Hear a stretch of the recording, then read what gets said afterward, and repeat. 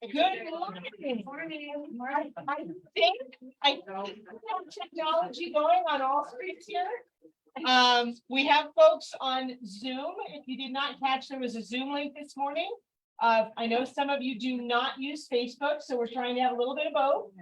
For those that are online, sorry, I cannot follow along and watch the Zoom because it happens to be behind me. But we are also on Facebook. So hopefully we'll get it both ways. It is being recorded. The picture is of you guys. So because it's over there, the camera, because otherwise they get my lovely backside, which is there's no reason to do that. So welcome. What a fun summer. It's kind of crazy, isn't it? How many of you are busy out there right now? Good. Now who grew up in Arizona? Who knows what today is? There you go. Now, how many understand what that means? Slurpees, right? So back in the day when 7-Eleven was the place to go, July 11th was Free Slurpee Day. So that takes you way back in time. But we just want to figure it'd be fun. We have a lot of birthdays this month. How many of you have birthdays here that are here today? Look at all these birthdays. Who have July birthdays? Nobody here has a July birthday. Cool. For me. Okay, well, maybe later we'll get some folks to roll some 7s and 11s, and you can have Starbucks fries. Anybody here with a birthday? Let me know. But we got a lot of folks with July birthdays. They're all out of town. How many bats? They're enjoying their birthday in cooler weather, right? Because this is record temperatures. Wow, what a month in June. Now, we did not quite hit the numbers we did the month before, but look at this. We still affected 151 lives overall, $84 million in real estate out of this office. Congratulations. That is incredible. Okay. So remember I told you last month we were going to modify these numbers just a little bit. So I'm still using what we're getting from Leah in our Goodyear office. She prepares this slide. Does everybody know you can access that slide? Yes. Okay, I heard like 3 yeses. Yeah. So everyone knows you can access this slide. It was sent in your newsletter. How many got your newsletter on Sunday?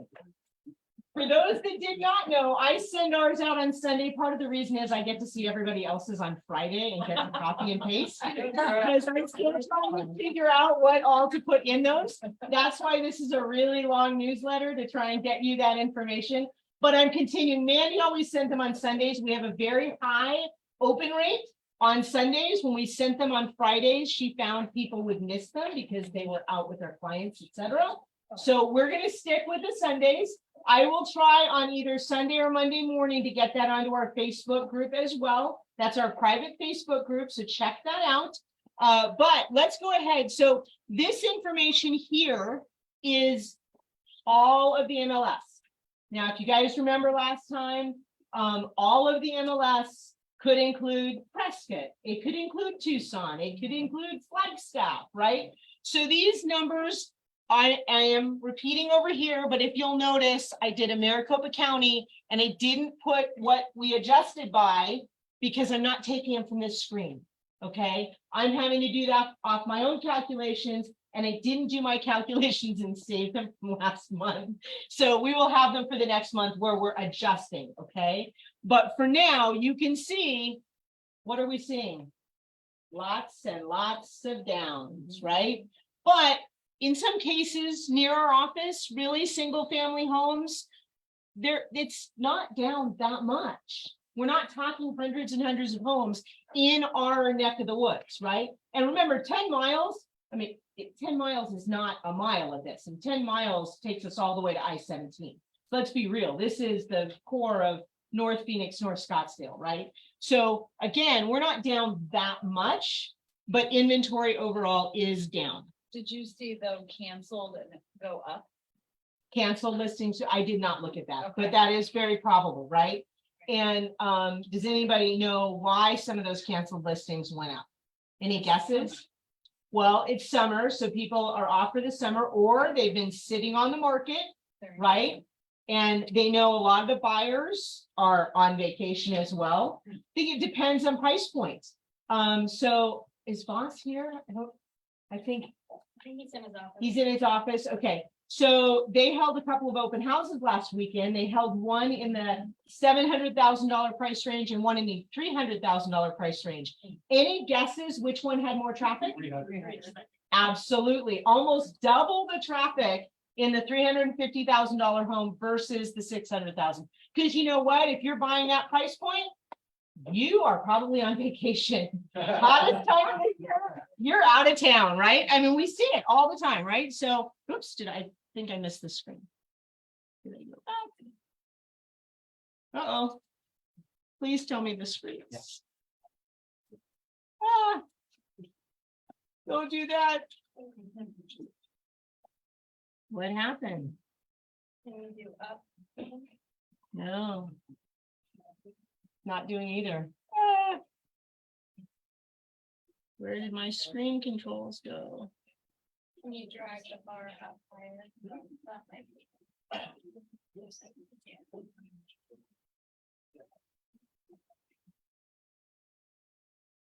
Let's go into slideshow mode and see if that will help. Okay, we'll see. There we go. So I got controls again. All right. So, oops, let's get rid of these guys.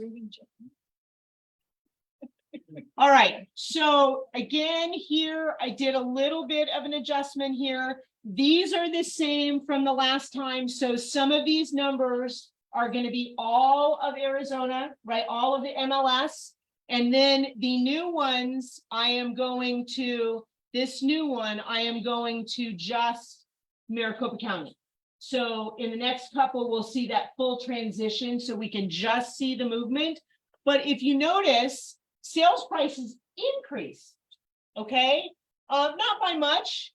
Well, actually, they jumped more than they did the previous month, 460 to 494. And then the list prices increased a lot, 550 to 619. But this again, maybe that this was all of Arizona versus the Maricopa County. So this may be where we're seeing a little bit of a shift, folks. So don't be too surprised on that one. All right, it'll work itself. Oh, come on. What? Yeah. It just worked.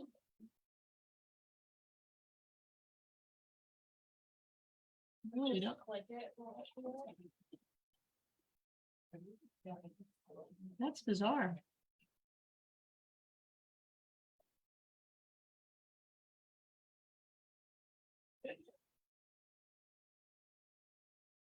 There we go. You got it right. Okay. I don't know why that little guy is down here.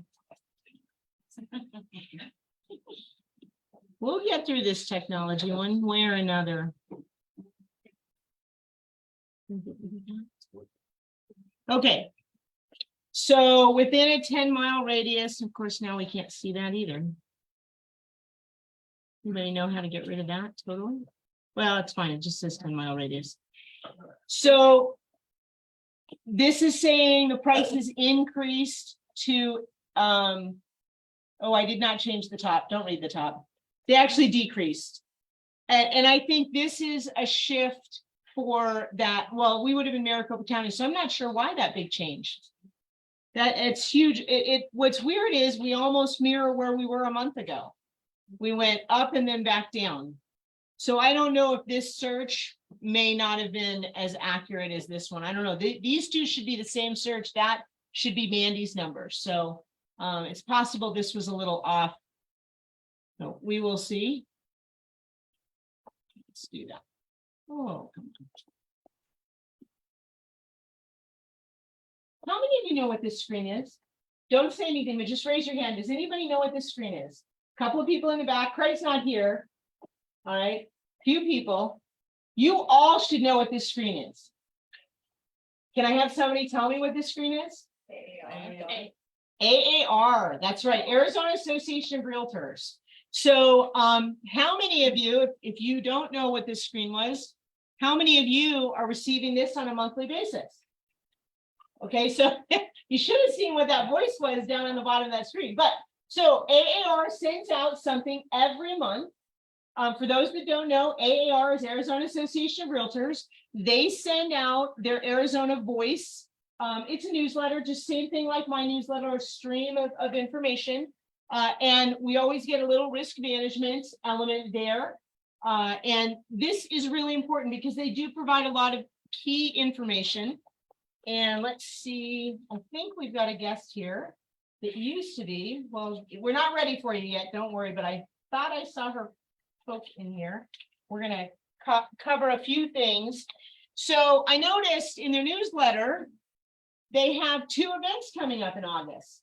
How many of you saw these? They have the Success Through Diversity with guest speakers. That is a free, did you hear that? Free event.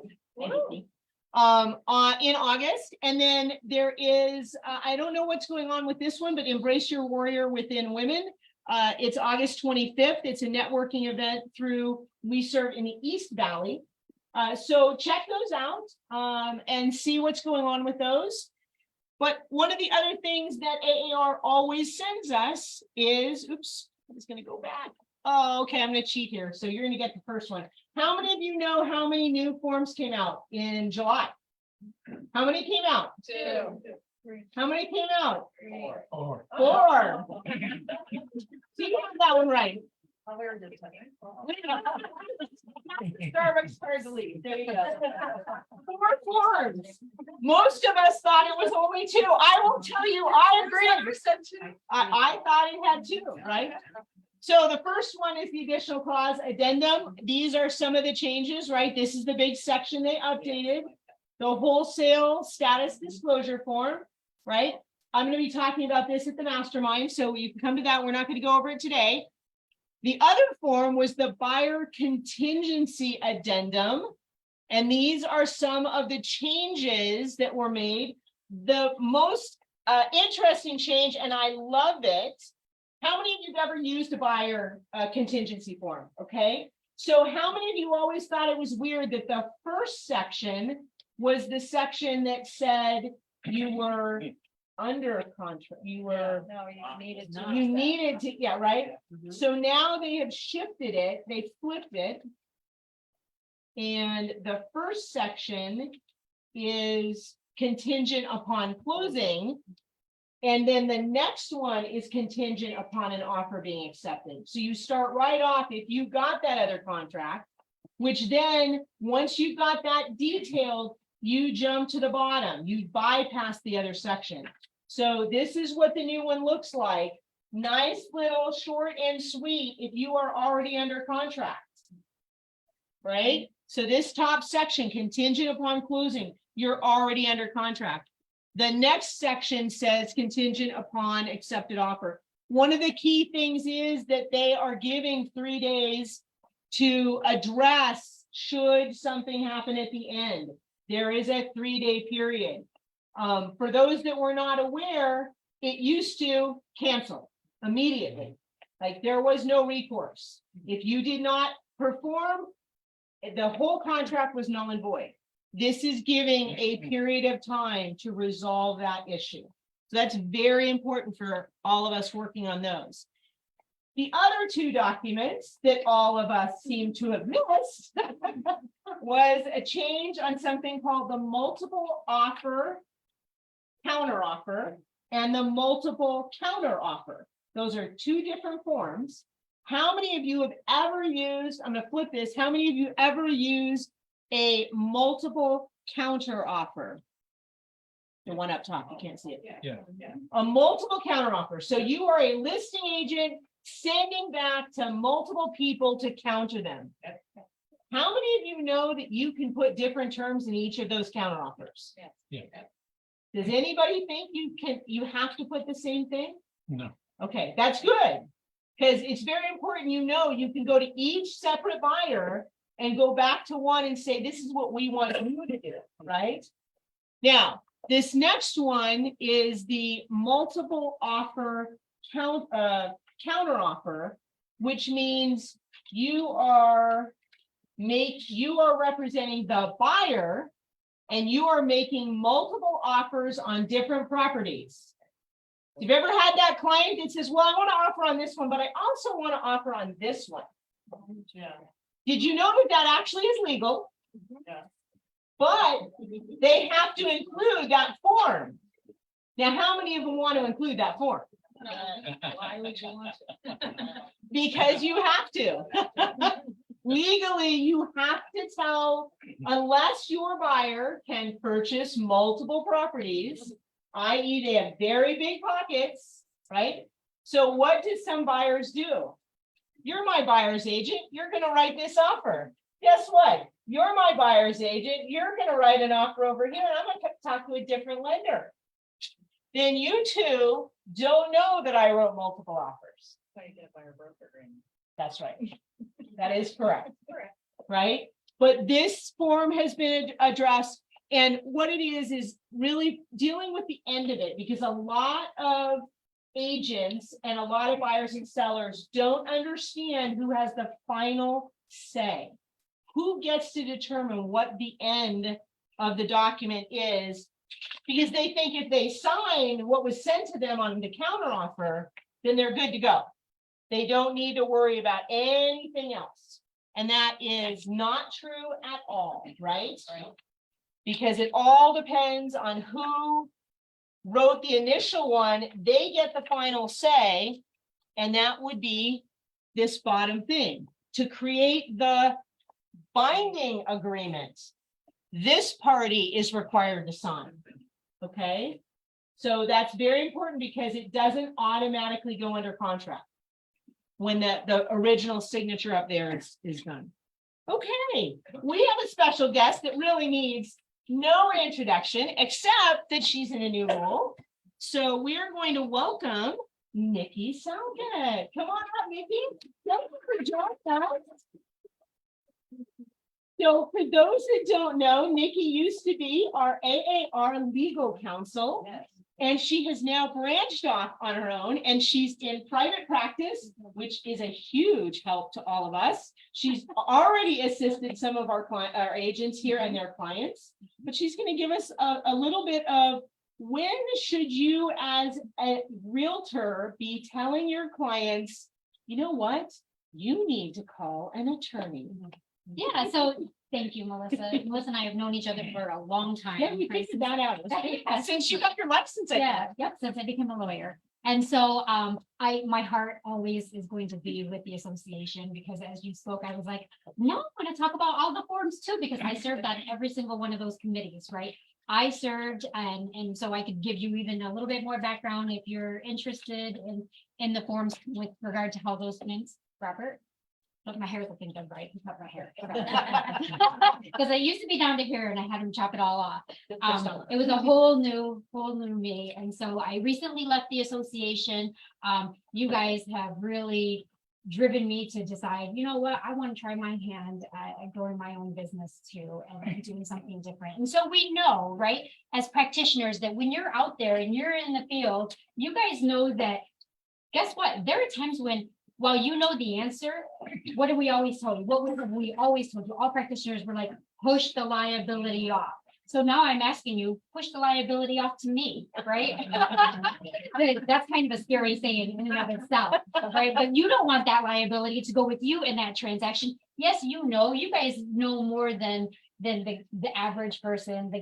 You deal with it every day in and out on your transactions, and you know what are the dangers with, let's say, pre and post possession, right? We all know those dangers, but the law says you need to send them off to an expert that knows, so that they can be counseled accordingly. And so that's part of what I can assist you with now in my new role outside of the association, is because I created those checklists. You guys use those checklists? Mhm. I created those checklists back in the day, back in 2016 or 18 or something like that. We're the ones that drafted those checklists. So I think that part and parcel of the fact that I'm so ingrained into just the association itself. I have been part of the association. I was general counsel most recently, but I was an attorney at the association for over 9 years. And prior to that, I handled the legal hotline, right? So I used to work for Rick Mack and so I was a practicing lawyer there before coming to the association. So I get transactions and how they go. Not only that, but the professional standards. And when you have arbitration disputes, I ran that department for quite some time. So I know the ins and outs of all of your ethics, along with when someone's going to say whether or not it's procuring cause and those things that you need to look at when you have procuring cause issues, right? Or to have the conversation with your clients. Do you guys have any questions for me? I have already, I'm so appreciative that Realty One's already sent me Well, quite a few. Well, I think we could always ask the question that we just called you on. So what happens when, let's say, a buyer has completed all their contingencies, they are ready to go, Yeah. and then they decide, you know what, life happens and we don't want to move there anymore, we're gonna move to Timbuktu. And you know what? I haven't signed the paperwork, I haven't closed the deal, I'm just gonna say I'll pay some. You can have my earnest money. I'm good with that. I'll even pay for the moving van that's about to pull up and do your stuff. Is there anything wrong with that? Can't I do that as a buyer? Oh, Well, first and foremost, we don't want them to do that as a buyer, right? Especially if we're the ones that, doesn't matter which side we're on. At the end of the day, we want to be able to close, right? And that's part of what I have that understanding on the backside, right? But you, of course, want to send them off to an attorney to say, here's what could happen. It's not just about your earnest money that you could possibly lose. It's about all these other things that the seller could have incurred, the cost therewith, for already having moving lined up, whatever the case is, because all contingencies have been met, right? Once all contingencies have been met, there is no way out for the buyer or the seller at that point in time, unless, of course, you have to go through the process of whether or not they've reached to secure them. But sometimes people think, okay, it's simple as that. I don't want to buy anymore.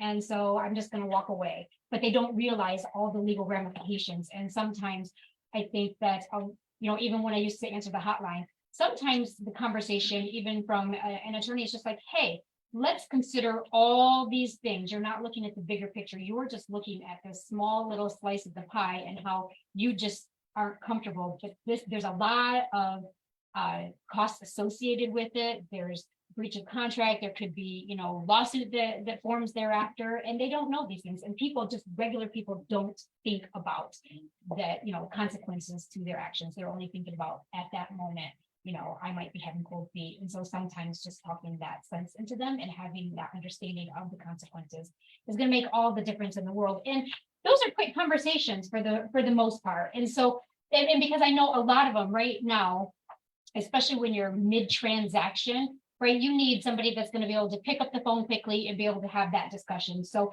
one thing that I am, offering, especially with regard to being in private practice, is, look, I'll take a phone call and hold a conversation with the realtor, because a lot of times I'll get like a quick synopsis. Here's where we are. And, my client is now going to contact you. And this is just a little bit of background. And because I'm so intimately familiar with the forms, that it makes it a little bit easier for the processing to go that much faster, right? And so if I'm taking a conversation with somebody, I'm not going to charge them until such time that we're actually having a consultation and I'm giving them legal advice. If they just, want to call and while they're giving me the background of what is happening in the transaction, I'm not going to charge somebody for that. That doesn't make any sense to me. And we can pick up on those matters fairly quickly, right? But thereafter, talk to Nikki about running a business, by the way, so he needs to work on that one. I know.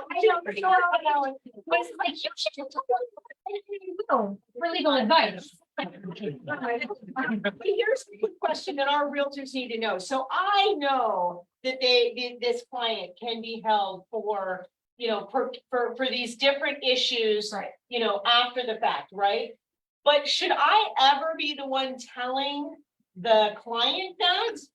Should I be saying? Right, no, of course, we know you should be giving legal advice, right? I started the conversation with push the liability on me. Don't take the liability for yourself, right? We don't ever want to put ourselves in those shoes. We're always trying to, because at the end of the day, if you're ever sued, which we know, that just happens to be a natural thing that happens in real estate, because you have insurance, they think you have the deep pockets. So, and as an attorney, we have a duty to our clients too, which means we sue the world, right? We like to put everybody in the case, and then you can always dismiss people, but that way you're not missing out.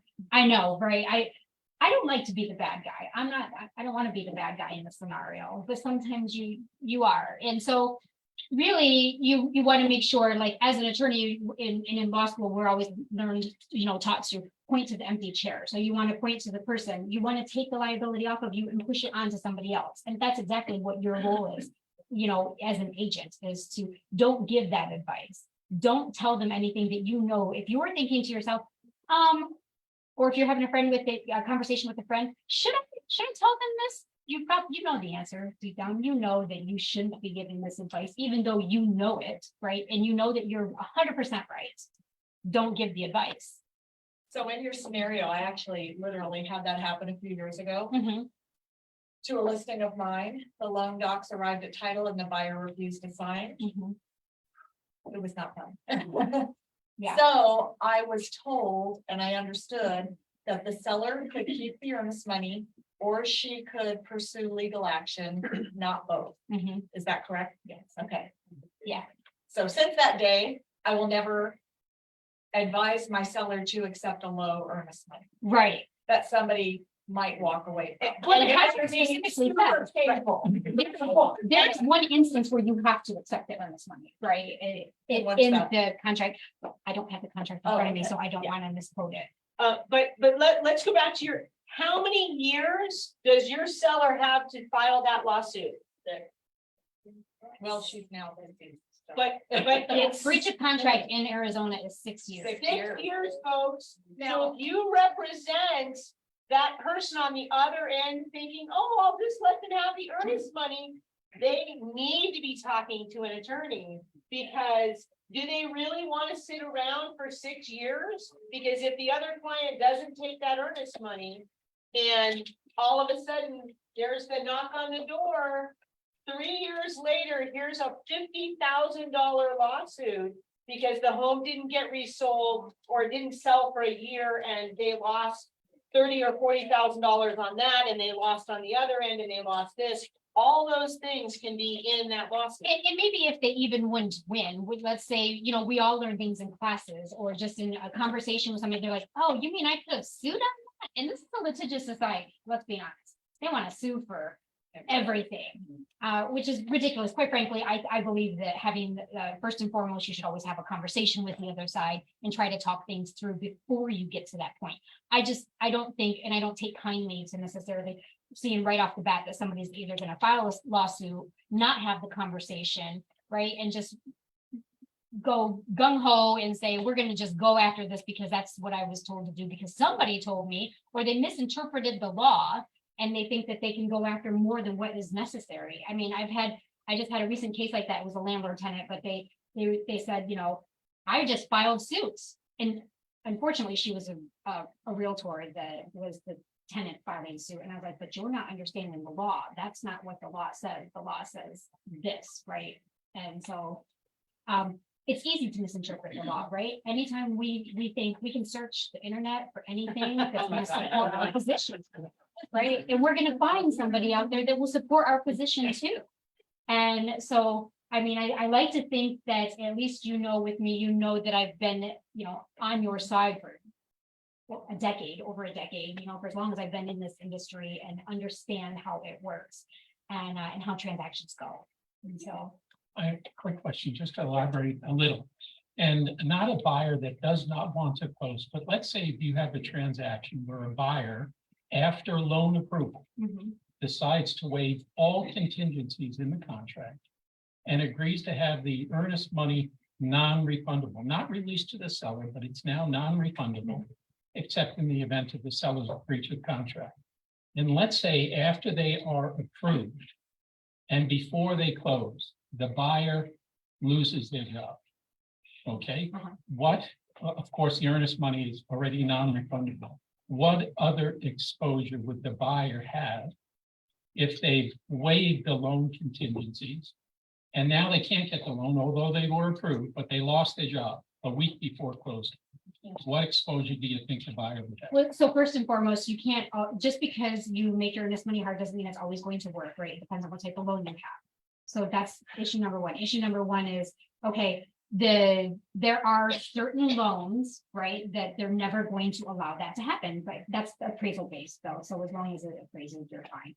Right. But then if you're waiving all your contingencies, first and foremost, I would counsel them to not be waiving all of their contingencies. Right. So like, if you're going to do this, and I would put it in writing, even if you have your seller saying, in a conversation, or your buyer, sorry, and you say, my understanding, this is an email to follow up on our conversation, my understanding is that you would like to waive your contingencies and have your earnest money go hard at this point in time, or non-refundable, right?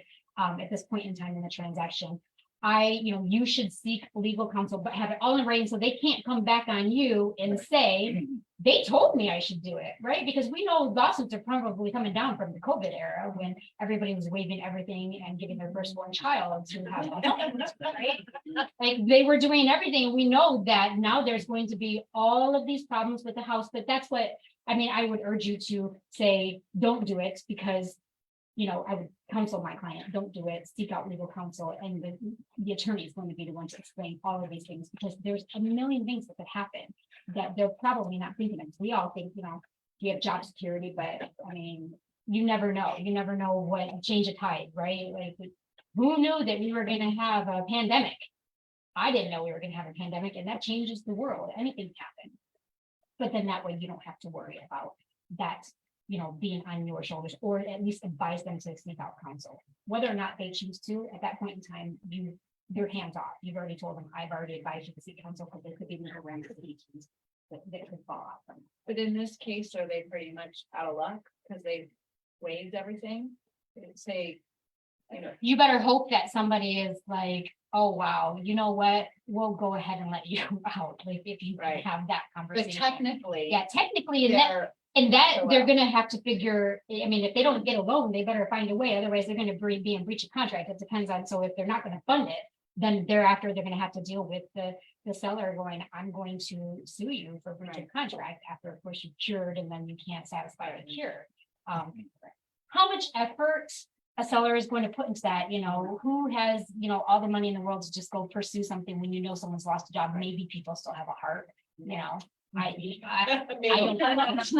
So he lost a job and isn't gonna be able to pay. Where you you're the lost gonna get, money, so right? maybe in those circumstances with that scenario, they might be a little bit kind and forgiving. Maybe they don't have, an abundance of money because they know I want you to, depends on the cost of the sale, right? It depends on the market. The market could be well enough there. They're like, okay, cool. We're just gonna take this next offer that Yeah. is, X amount more. So the client came to you in that scenario, Which scenario? what I just mentioned, Uh-huh. where they just lost the job. Right. What would your advice be to that client? Well, you would, basically what we're saying, right? You can't get out. You have to find a way to fund. Mhm. Because you've already waived everything. Let's say If they you say, can't find a way, do you have well, that's gonna be tough. Somebody that could loan you cash would Yeah. be a pretty tough scenario. Is there alternative bank financing to purchase the home? Hard money But loan. if you can't get it, here's what could happen, though, that the seller could pursue you, right, at a later date. But I would urge them to have a conversation first too, and see, have a conversation with the other side. Get the pulse of what the seller is going to say, because the sellers are, you never know anybody's story and how people are gonna filter information. And if you've had a pretty good transaction, maybe it's gonna end well still too, especially if they have backup and if they don't have any pressing issues to have to move, or, Right. anything like that. There's just way too many facts to, sure. where you can change any little fact and it changes your whole scenario at any point in time. Well, and a good point in here, remember, he just said that they're waiving all contingencies. What form should you be using if you are starting to waive contingencies? The additional clause addendum, why? If you're gonna make earnest money go hard, what are the different things? There are, I think, 3 things that you want excluded if you're gonna make money go hard. Can you give me one of them? It's after the due diligence. Well, after the due diligence, but Appraisal. appraisal's one, usually that's what you're waiving it from though, but okay, appraisal. Seller breach. Seller breach, right? So yeah, you're gonna give the money away even if the seller cancels. If you don't put except for seller breach, then if they cancel, they get the money. What else? Conditional risk of loss, right? The risk of loss section It's of a the big contract. section. It's a big section. It's a very. What big happens section. if the house floods? What happens if something else happens to the property? Oh yeah, your buyer still loses their earnest money. Hold on a minute, folks, that doesn't make any sense. That's why AAR wrote those things into the contract, that we have those additional clause addendums. Please, please, please use them. You can copy them, if you're a good typist, you can copy them into the contract, right? Just make sure you get every word, every comma in there, so that it is correctly communicated. And the comma's in the right place. We've all seen those English errors, right? Yeah. Where either you ate the dog or you're gonna eat with the dog, or, something like that. What I'm saying is that of why we use the AAR's forms, because, even with the new changes, we tightened it up so that, with the buyer contingency, the counter offer and the multiple counter offer, and what happened is, let's say that you were on that form and then you were countering back and forth, and lo and behold, you're off the form now. And so people couldn't tell whether or not they were supposed to go back to the form to have to sign that last The page. final. And there were so many parties that were like, I'm not signing that because it says now all these other counter offers didn't matter. And so it scared them. And so we tightened up that language. I always say we, I'm not we anymore, but you'll hear me They say we. But because I was part of that group. And if you want to come Okay. Monday morning, you can come at 10 a.m. We would love to have you do that if you want to come here. But yeah, they had, a bunch of reasons Yeah. for why they wanted to, whenever they do something to a form, it goes through a process, and know that the process is meant to make it better for you guys for your risk management, and to make everything easier so that you stave off that liability. So, Yeah, if for some reason somebody wants to modify that contract and you are not familiar with the additional clause addendum, start there. Go look to see if one of those paragraphs will make sense in that scenario. So you're using language that was already written for you. Remember, we have the right from the state to practice law in a little format, right? A little bit of leeway to do that. You do not have the right to take a sheet of paper and start writing a bunch of stuff down. You do not have that right. And in fact, in the scenario that we brought up first, our client did represent that buyer, by the way, and the buyer wanted to say, well, why don't you write up something for me that will allow me to just pay the current costs, the cost to the seller. And they wanted our client or our agent to write that. And I said, under no circumstances can you write that. That goes back to legal counsel if they really want to do that. In the end, by the way, the buyer closed on that deal because, they did. oh yeah. Okay. Oh, they got your word loud and clear. They're like, I can't believe they're forcing me to close on this deal. And our agent properly said, nobody is forcing you to do anything. You signed a contract. You did all and relieved all of your contingencies. That was your choice, right? And so the fact that at the very end, you're deciding you want to, go to some other state, that's your choice, not ours. And based on that, they had received advice from somebody in another state, and I'm like, well, that's not correct. That's not how it works here, right? Well, he was correct. You could cancel. You just didn't talk about the repercussions, right? You could cancel. Yeah, well, he was like, we still have this contingency. I'm like, no, I Nope. don't think you do. Not in Arizona. So Yeah. thank So, you yeah, so much. Thank you. This is Nikki's information. Please take it down. This will be saved on here. So you do have the recording. The nice thing is she does know the contract very well, obviously. And the other thing is that she is brand new to running her own operation, and we're trying to get her up and running with some live, being able to do phone calls, but she can actually charge the clients. Right, with each harder, right? Actually build her business, but right now she doesn't have a huge business. She is obviously working for the Stratman Law Firm and helping with their in-house stuff, but she is building a client base, and we very much can help support that. And we know that she knows the contract, so that is a huge help for us. So we know where we're starting from, rather than getting somebody that's like, real estate, oh yeah, I can look at the contract. Don't want to do that. Have somebody that knows real estate law in It Arizona. is now. And sometimes we know those intricacies are because that's how we taught the intricacies. Right. Mhm. And so, but always listen to your broker. We always have to throw that in, right? Your broker is always the one that you need to go to for that advice. Text sometimes, but not for all that. No, not all of that. Thank you, thank you. Thank you. Thank you. And speaking of, yes, Monday morning, we will be talking about that. Nikki, if you are available, you are always welcome. Tell me what copy you want. We'll bring it for you. So we are going to talk about the revised forms on Monday morning. I have up here the Rev Ups. How many of you know what the Rev Up program is with Realty One Group? For those that don't, this is not just for brand new agents. If any of you are looking to polish up your skills, this is a 2-hour class. Each of the brokers teaches one of these in the sequence. I've taken over Mandy's branding and farming, so we'll see how I can do on that one. So, but we have this Friday, successful open houses and pre-listing presentations. The successful open houses is at 9 a.m. The other one is at 1 p.m.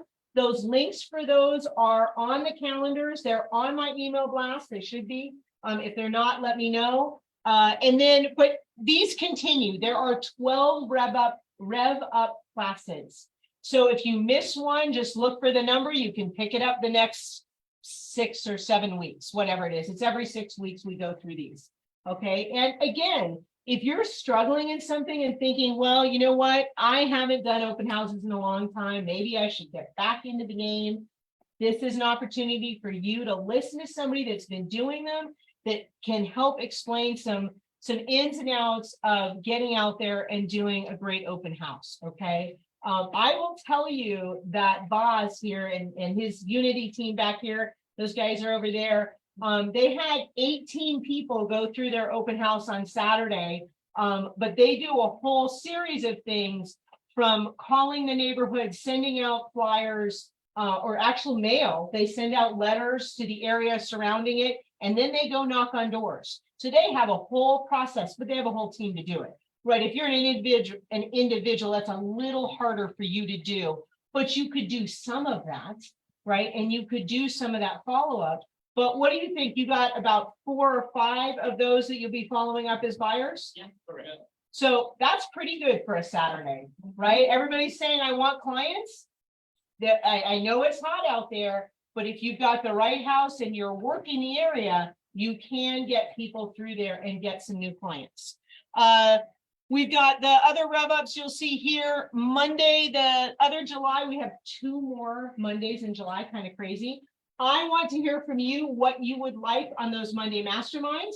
Thank you to Barb and Art for handling the Monday mastermind earlier this week. I have a broker meeting 1 Monday a month, and so a manager's meeting, and so I'm not here. And so thank you guys for doing that. We'll hear a little more from you on what you did. But please let me know what you guys would like for those meetings, and I will work on them. Those of you know that I'm very involved in the Paradise Valley School District, in the United Parent Council, and been working to help get hygiene supplies. So everything from tampons, pads, deodorant, please deodorant, shampoo, socks, underwear. We have a room at North Canyon High School we established last year, almost as a store, if you will, that the social workers and nurses from the 43 schools in the Paradise Valley School District can go and get what they need for their students. We have 17 Title I schools in the PV school district. People do not realize that, but at every school we have homeless children, if you did not know that. There's a federal law, and now I'm blanking on what it is, but if the family was living in a neighborhood and they end up becoming homeless, doesn't matter where they end up, the district buses them from shelters back to that school, so they're able to stay with their own community. The kids are. So, but that does mean every one of those 43 schools, doesn't matter if it's Greyhawk or Sky Crossing or Desert Trails, we've got kids all throughout there that are in need of some of these things, believe it or not. So the idea of doing the thing at North Canyon was what was happening in the past was every school kind of had a closet where they shoved stuff into the closet, whatever got delivered to them. Well, some of those things weren't being used at those schools, but by putting this in one location, literally large, it's probably twice the size as this office here. We have shelves lining the walls with all of these supplies. And the elementary schools have nurses, the middle and high schools have social workers. And so they're able to go and grab the things that are needed for that community. The one thing I would say we don't need are toothbrushes and toothpaste. We have a lot of dentists in our neighborhood that are very generous. And they give us large boxes of toothbrushes and toothpaste, which is awesome. Also have orthodontists. So we have some great suppliers of those things, but the other stuff we desperately need. There are boxes up front. We're running this through July 27th, and we will go take that and sort it and put it there for the community. And I think there is, I don't know if this one will work. The one hopefully on the box up there works. If you don't have time to go buy something, you can click on this. It should take you to an Amazon wish list, and you can just click and the items will be dropped, hopefully drop shipped here. Check the address. will And you? actually think today's Prime Day. Oh, today is Prime Day. There you go. All right. The TV. Did I really get there? I got there. Barb, so tell us what you did on Monday and come on over. Morning, everybody. So Art and I had a meeting yesterday about concessions and how to write up the addendum properly for underwriters and such, and how they want to see it. So one of the things that we said that we don't want to see is your inspection reports as a lender and as title. We don't want to see inspection reports. We don't want to see the Binzer. What was the other thing? We only want vendor cancellation, but we, other than that. That's for you, yeah. But for us, on the addendum, if you end up doing a credit in lieu of repairs, we don't put that on the addendum. We just put X amount is in addition to the original credit for a total of this credit towards closing costs, no other verbiage. It's very simple. Here's the full seller concessions. If there's, one on the original contract and now you're getting more, you can put both amounts for a total so that everyone's clear. But we have some cheat sheets for concessions so that you know how much you can ask for in concessions on a conventional loan. It's not just 3%. That's 3% if you're offering, if your client is putting like 9 to 5% down or 3% down. But if you're putting 10% to 25% down as your buyer, they can get up to 6% in concessions on conventional, which a lot of people don't know. FHA is up to 6%, VA is 4%, but we can go over the 4%. There's loopholes. So reach out anytime. Yeah, the cheat sheets are up here. We also have our rate rebound program. So if anyone has buyers that are on the fence and they're like, oh, the interest rates are high, I don't really want to get in right now. Well, we all know that interest rates are probably going to come down next year because it's going to be an election year. So we're hoping in the 5s, right? But we're also going into everything I've seen as a seller's market for the next 2 years. So there's gonna be a shortage of houses nationwide. And people that are on the bottom that can barely afford to get into a house as it is, they're not gonna be able to go over asking, they're not gonna be able to put larger down payments down. So getting them in homes now is critical. At a higher interest rate, and then they can do the rate rebound with us up to 5 years when the rates come down, with no lender fees on a refi and $1,000 towards title. So it's almost like a free refi. We're happy to help. We're happy to talk to your buyers about it. It gets them off the fence. I've had a lot of people that have come to me just for that program so that they can get into a home and then refinance next year. So happy. Yep, go ahead. No, you're good. I was saying, and Barb is here usually every Monday. So if you're looking for her, she's got an office back here. She's trying to get here another day a week. Wednesdays probably. Wednesdays, that's awesome. But please take her information down. If you have a question on something, and if you've got a client, give her a chance. If you've got a client that's talking to another lender and they're giving certain rates, the beauty of having a broker versus a banker is they have more options available to them. So if you've got somebody saying they want to work with Chase or Wells Fargo, please try to give Barb a chance so you can see what the options are for your client. You never know what those options may be. and we have so many other programs, I don't wanna Right. tie up more time today, but I'm happy to talk to you about FHA down payment assistance and something that's like a GoFundMe account for people that are trying to save for the down payment. There's a lot of out of the box items that loan products that we can share, bank statements, P&Ls. So I'm happy to help, and second quote, right? You know, you can always get a second quote for your buyers and they can have something to compare to. I do that with homeowners insurance all the time. I have a broker I deal with homeowners insurance. I'm like, here's a quote, compare it. Make sure you're getting a decent price from whoever you're getting a quote from. So thank you. Have a wonderful day. Thank you. Come on down, Julia, Art, Bree, and thank you for breakfast this morning. That is awesome. You're very welcome. There's some hot coffee with half and half too, which is great. Bree with Rock Title. I'm happy to help you guys with any of your marketing needs, lead gen needs, anything that you maybe you're a little slower right now in the summer and you want to really ramp up for next quarter.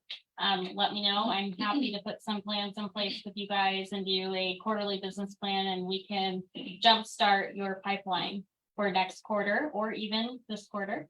And then we have a really great class coming up on Thursday on our Rock University. You guys go to onerockstars.com, and on our training schedule, it is how to create engaging lead converting Facebook ads. So as you guys know, there's a lot of very limitations to Facebook ads. We're going to be going over that and what options are still available for agents to do Facebook ads. So that's Thursday at 1 o'clock via Zoom. And I can send out, I'll send you the notification so that you can send it out in the newsletter. I should have included on. Is it this Thursday? This Thursday at 1 o'clock. Well, we're working on our Resora, folks. Sorry, I have not learned that program. And actually, you guys can thank Catherine up front. I'll introduce them in just a second. She's been doing our newsletter for us since Mandy left, because Mandy loved doing that, and I just have not had a chance to learn that program. So we're working on it though. Okay, I'm Julia Quintana, for those that haven't met me. I'm the branch manager upstairs. I've been with Rock since 2018. And a senior officer and branch manager upstairs. Pretty familiar with just about every different type. I do commercial. I just closed 3 farms last week, week before last. So I do even the mobile homes in the park. So if there's any questions on any type of transaction, even if it's not, most of you know we're related. So we're like your sibling upstairs. So if you're working on a transaction and you have a question on title, or you're working on a listing and you're not quite sure, call me or come up and, or if I'm not available, Art is as proficient as I am. We'll be happy to help you, even if it's not a transaction that we're working on. And as Melissa alluded, we're back to open houses. I mean, for a while, houses were flying off the shelf. And so we have put some open house kits together. So if you want to come up and, if you want to call and come up and meet with either myself and Bree or Lynn, or Art and Bree and Lynn on a marketing plan and get an open house kit, we'd be happy to get you started on open house. You pretty much said it all. I've been here. I would like to get back to the seller concession issue. One of the main things that we want to make clear to you is when you do that seller concession, you do it on addendum and clarify. Because we have where there's a credit on the contract and then they give you a credit on addendum, they don't clarify if it's in addition to or in place of. So I need to know if it's in addition to and what the total credit's gonna be.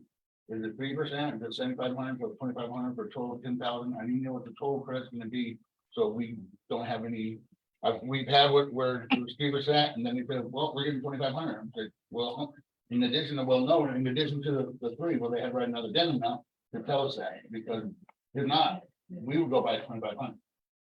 Because there's nothing to say that it's in addition to the credit that was originally on the contract. And if you're So- doing it the other direction and you've changed your credit the other way, let's say you were giving 10,000 and now you only want to give 5,000 because something did not come back as expected and the seller's not going to give as much, then you need to make sure to clarify and say, original amount was 10,000, now the total amount is only $5,000.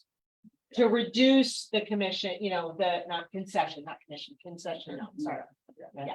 Well, you want to make sure that you're including your lender on it, because you don't want to have where you have this humongous credit and there's nothing to use it on. If you can't buy down the loan anymore, if you can't, you can only spend so many ways. And the worst thing in the world I hate is where I'm balancing with the lender and the closer is saying, sorry, but your costs don't exceed that amount. You have to lower the credit to X dollars.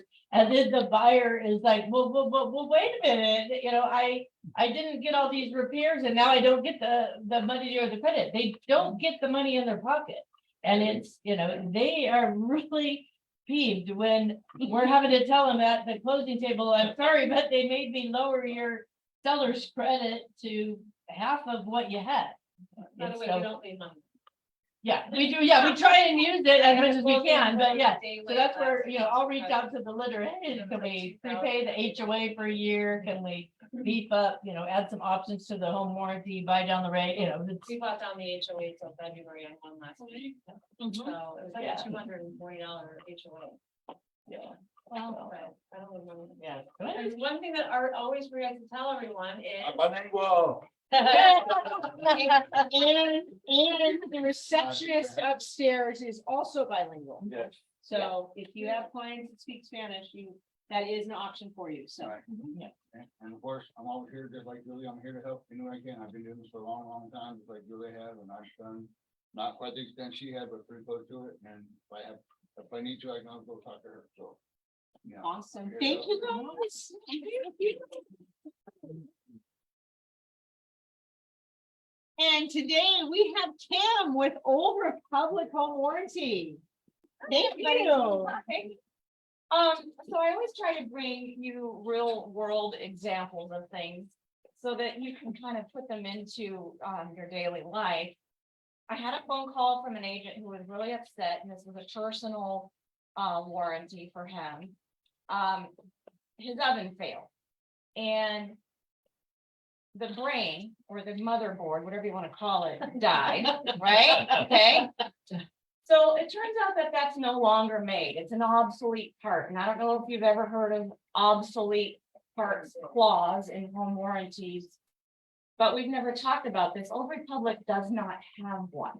So what happened to him with his home warranty was he got a $22 check for that motherboard and he still had to replace his oven on his own, out of his own pocket, because his warranty had that obsolete parts clause in it. It wasn't. No. So what I'm here to tell you is that Old Republic does not have an obsolete parts clause. If that oven had failed and we cannot source that part, it's no longer available, we can't find a part, we're gonna replace the oven. Are you gonna replace it with the same brand? That's a good question. So we try to do that, but our number one priority is to replace based on efficiency, features, and capacity. Meaning it's going to be a very good example of what was there before. Now, we try to be brand specific and finish specific, but sometimes that's not going to be the case if we're going for efficiency, capacity, and features. Most of the time, people say, well, gosh, since I have to get a new oven anyway, I really want to do this upgrade or that. Then Old Republic will give them the cash in lieu option, in which case they'll say, hey, you go buy whatever oven you want, supply us the paid invoice, and we will cut you a check and refund you what Old Republic would have paid for that efficiency, capacity, and features. They won't cover the upgrade. How about the installation? Installation, yes, you can. Well, no, if they Because go if on you their own. replace the oven, you guys are installing it, or your contractor. Correct. If they go on If their you own. give a check, are you just giving a check for the Yeah. oven? Yeah. And then they've got. They're on their own. Yeah. Home Depot does free installation though. Okay. Yeah, and they, yeah. And the other thing I want to say is our standard replacement cost on a built-in oven is $3,500. What? Does that mean that Old Republic is gonna cut your client a check for $3,500? No. It means that the oven that was there is currently on the market for $2,000. That's what we're gonna do, okay? But we have up to $3,500 to replace that oven. So I just want you to know that we do not have an obsolete parts clause. That's a biggie. It can be thousands of dollars. The second thing I wanted to talk to you about was, I always say at the very minimum, get our ultimate plan, and there are a lot of reasons why the refrigerant recapture reclaim is the big one. The second one is a lot of times I get phone calls about mismatch or repair or modification. So I just wanted to read this little paragraph to you. It says, when required to render a covered repair or a replacement, we will correct an improper installation, repair, modification of a system or appliance, or correct any mismatch condition in terms of capacity and efficiency in order to ensure a system is operational.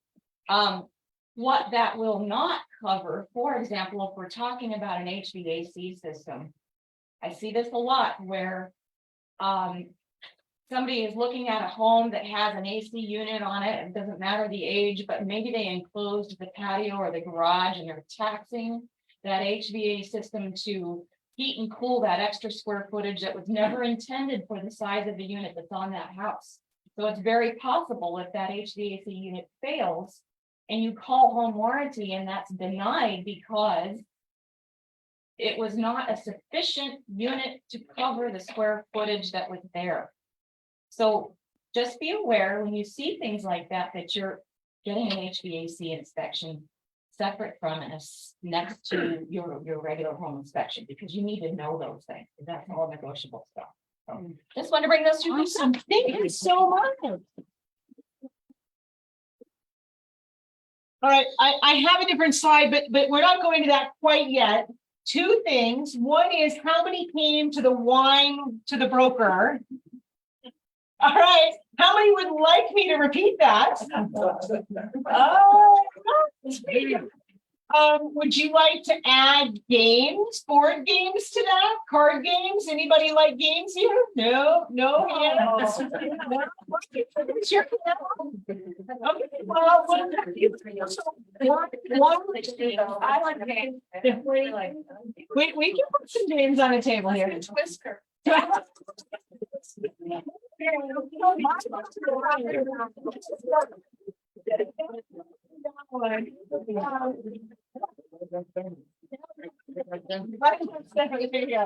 how would you like, would prefer another wine event, or would you prefer beer?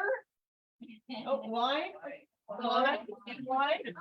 How about you both? Would you prefer margarita? She's like, oh, something else. We'll do wine on the 19th, which is a week from Wednesday. Oh, wait, let me check the calendar on that. I need to verify that Glendale's not doing that same day. Well, I guess we could go. Glendale's doing this Wednesday. Is this Wednesday? Fine. So we'll do the 19th. So what we were at 4:30. Were we at 4:30? What time were we? 3:30. So 3:30 to 5:30 again on Wednesday the 19th. Come join us. We had some cheese, we had some crackers, we had some salami and wines. It was just fun chance to meet your fellow realtors. We're going to get to this in 1 second, but can somebody please tap Heather and Catherine to come over here? For those that do not know, Louise has been out sick. Come on up, Heather. Come on, ladies. So Louise has been out sick. She hopefully will be back at the end of the week. But you don't really get to see the faces very often. I know you call in. I have a big thank you to Catherine over here. She's from the North Scottsdale office and has really been behind the scenes in making my job like still happen day to day, week to week, with all of our email blasts and everything else, because I have not looked at that system. Heather is our new office administrator, so hopefully you'll get to know Heather. So we're thrilled she's joined us, and thankfully had some real estate experience before, because Louise was here 2 days and then Louise went out ill. So she's been holding down the fort, thankfully with help from all the other office administrators. please bear with her while you are asking for stuff. She's still learning things, but it's a very quick study, thank goodness. And Catherine's been behind the scenes as well as Elizabeth. For those that don't know, we actually have a manager over all of the office administrators in all of the offices, who you may have seen was here training for a couple of days. But still, Louise, for those that don't know, Louise has been here 26 years, long before we were Realty One Group. She was with John Holland Associates. So her knowledge of systems is unmatchable, honestly. So we're really struggling, but we're getting by. So literally the two of us started within 2 weeks of each other. And it's like that institutional knowledge is like, okay, wait, how do we do that? All right, thank you, ladies. We also have 3 new Realty One agents in the room, so I'm going to put you on the spot. Where are you? We've got Sarah, we've got Dave, Paul, and we've got Dave.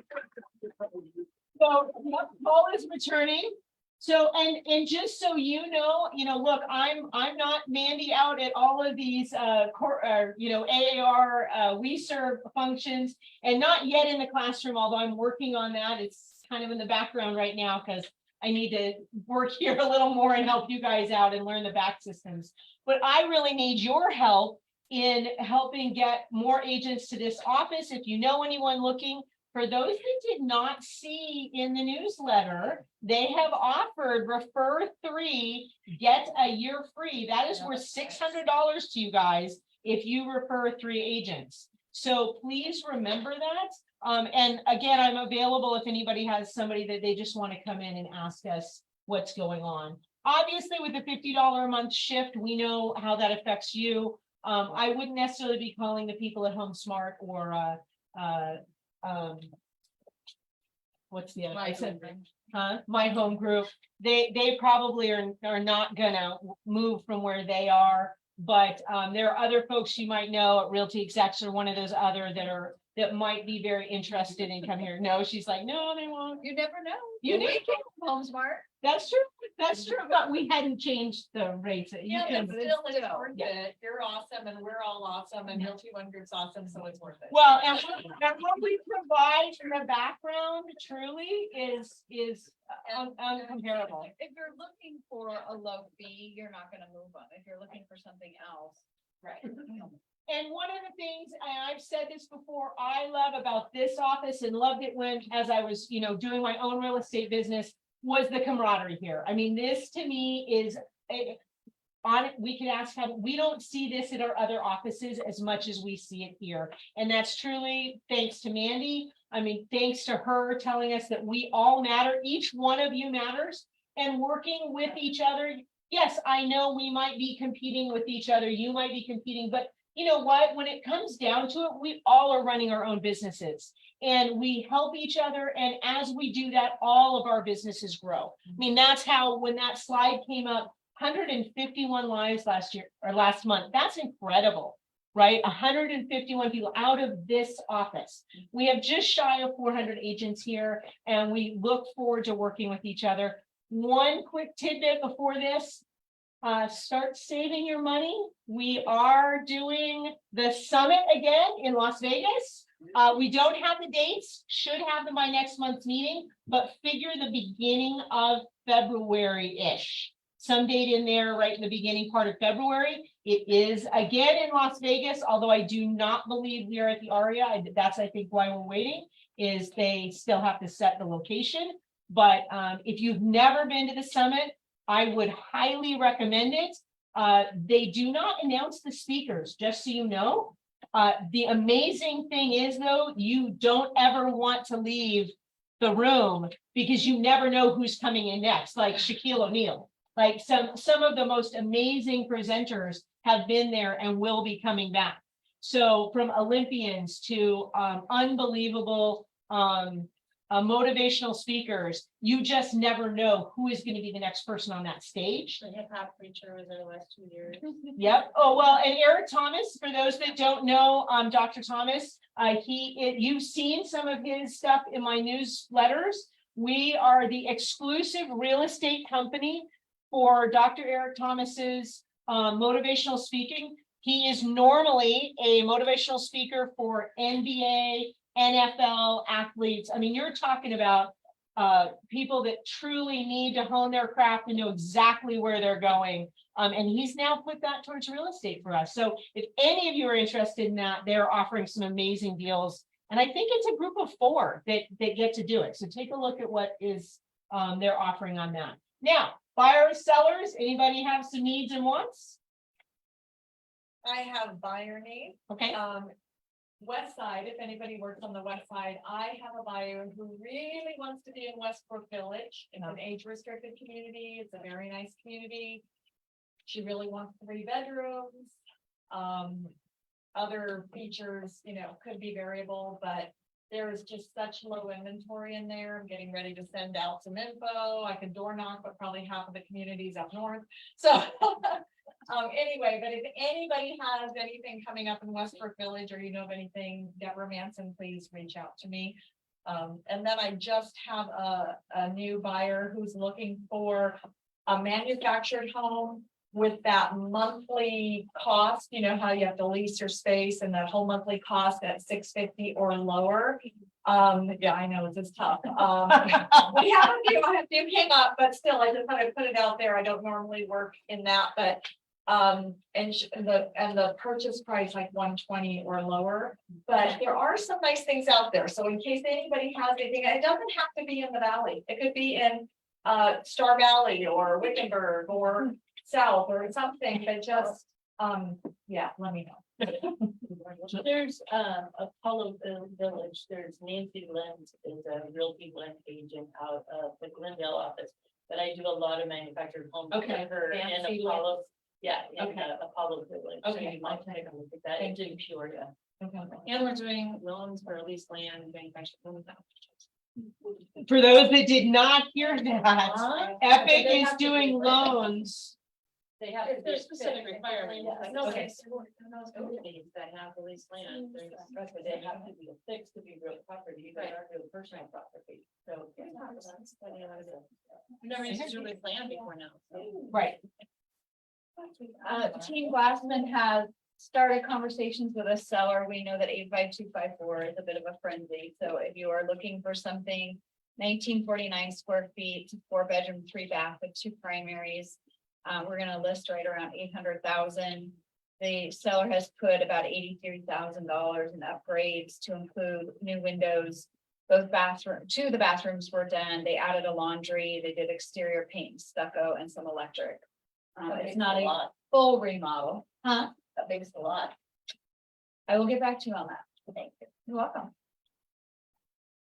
I've got sellers that are holding out until the snowbirds come back, but they want me to put it out there.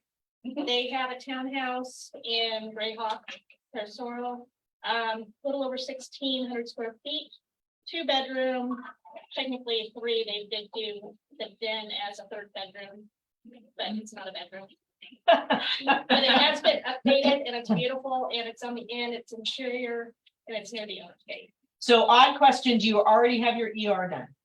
Okay, so, but it's not in the MLS. Okay, so how many of you know what you need to do if something is not in the MLS and you represent a buyer? Did you want to get paid? Yeah.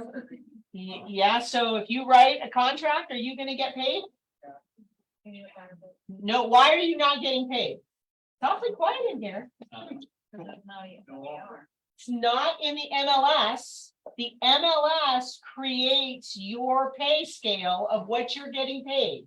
If there is no MLS printing, it's actually in the MLS. She has the ER, she's getting paid, right? But the ER state that the buyer's agent is. it states it to her, but if there is no MLS, there is no co-broke agreement.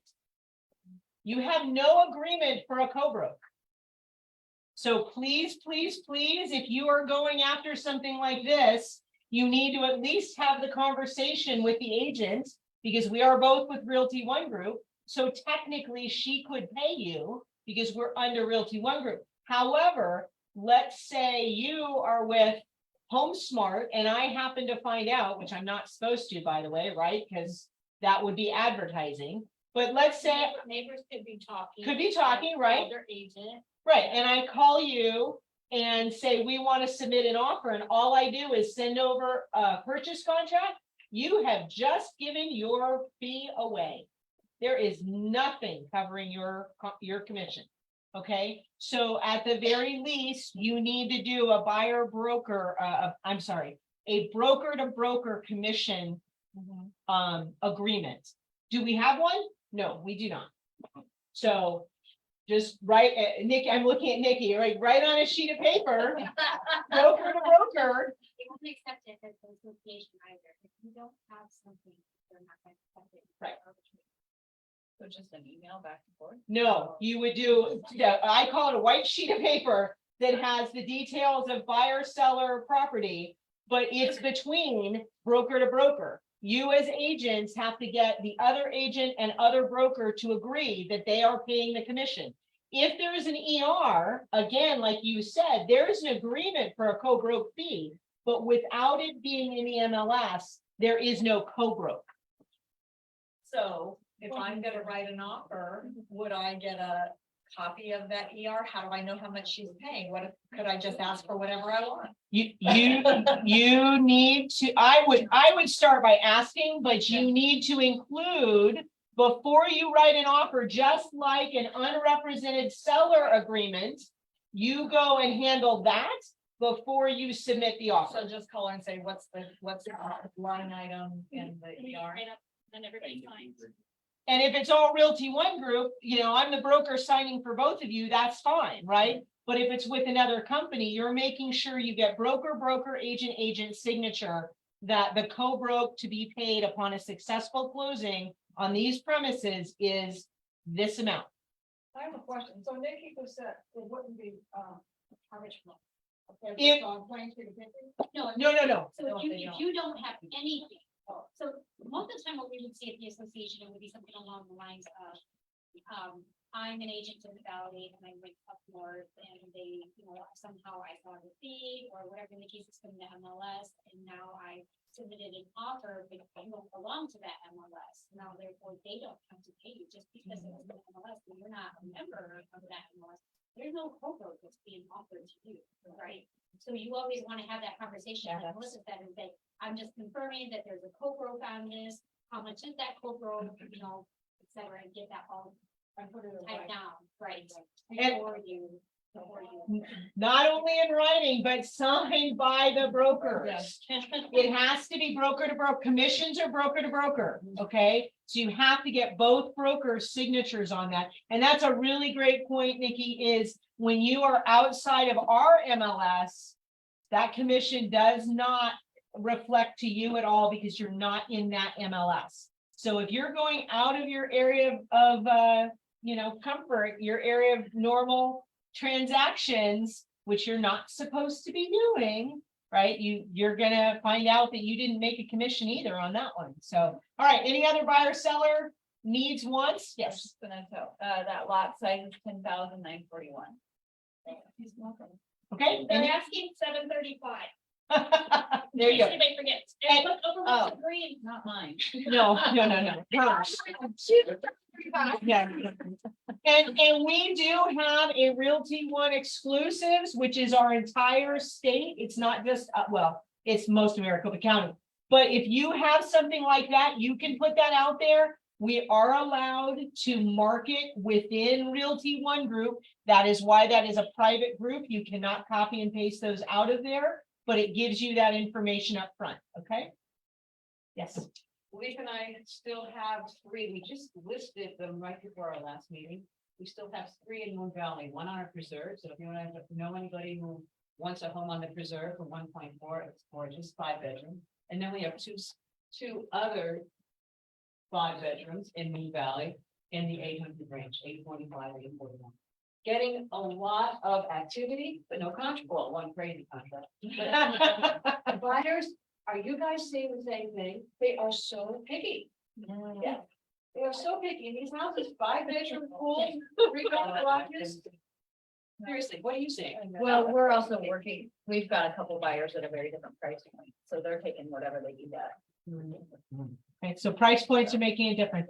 And I am sorry we've run long, but we were answering other questions, so thank you for sitting here. If you have anything else, please come up to me. Again, I'm looking forward to, let me know what you would like to see on the Monday masterminds.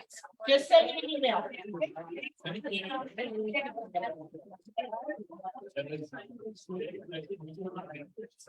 I know, so I texted her back and. So this is the dumb question, that's why I didn't ask you for everybody.